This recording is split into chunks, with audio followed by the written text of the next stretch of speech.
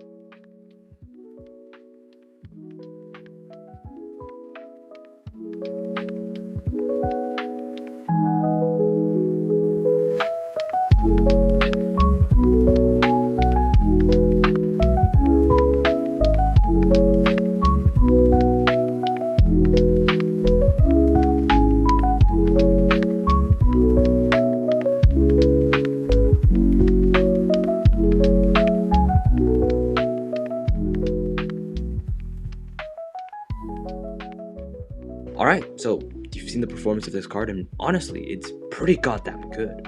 So that's that. I recommend it to everyone. Video's over. Have a good day. Tell everyone to buy it. Yeah, it's not that simple.